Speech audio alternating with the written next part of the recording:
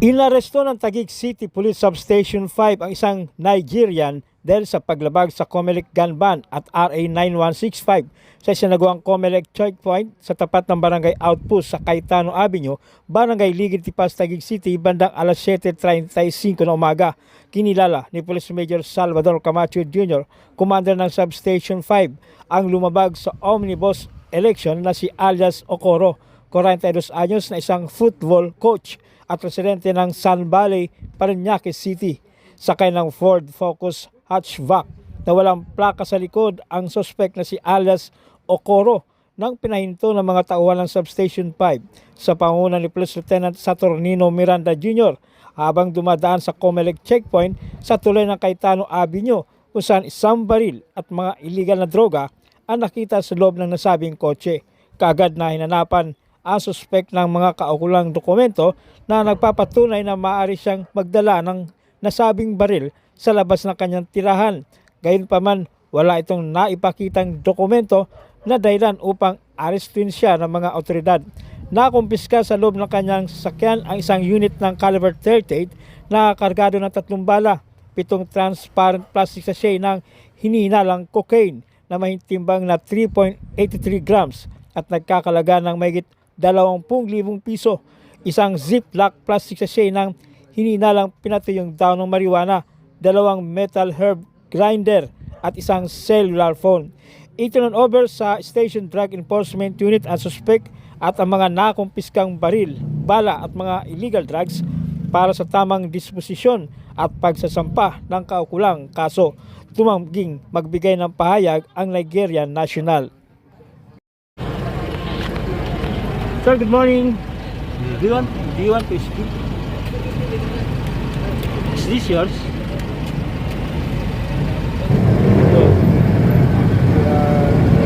Okoro Itiam Kukuchukwu, we're being arrested now for the violation of 9165, possession of illegal drugs, and 1099 RA 1091 for illegal possession of illegal firearms.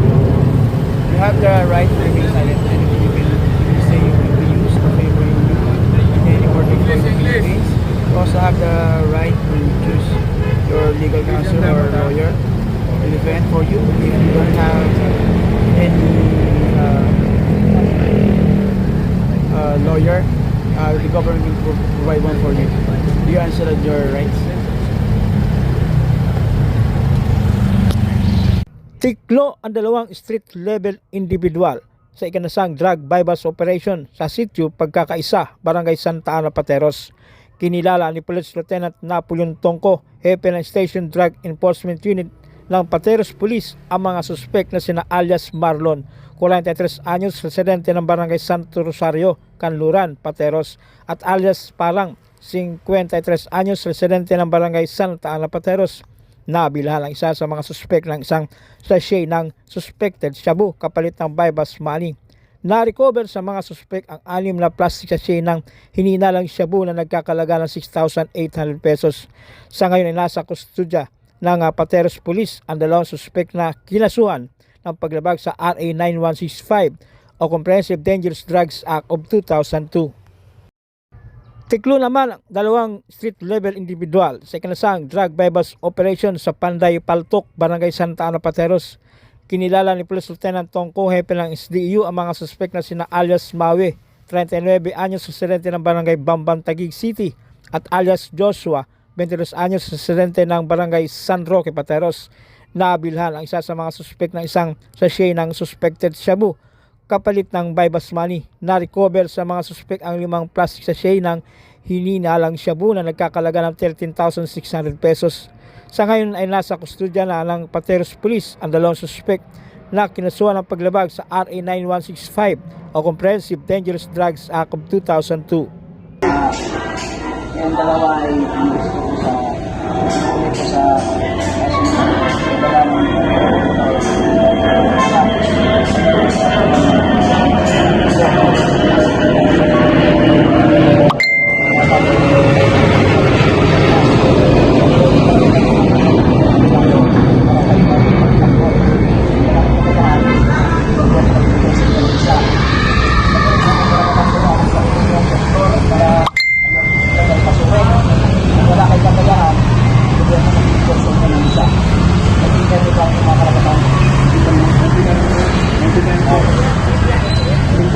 Arestado ang isang street-level individual sa kanasan drug bypass operation sa sitio Pagkakaisa, Barangay Santa Ana, Pateros. Kinilala ni Police Lieutenant Tongko, hepe ng SDU, ang suspek na si alias Hill, 55 anyos, residente ng nasabing barangay. Nabilhan ang suspek na isang sachet ng suspected shabu kapalit ng bypass money. Na-recover sa suspek ang 5 plastic sachet ng hininalang shabu na nagkakalaga ng 13,600 pesos. Sa ngayon ay nasa kustodya ng Pateros Police ang suspek na kinasuhan ng paglabag sa RA 9165 o Comprehensive Dangerous Drugs Act of 2002.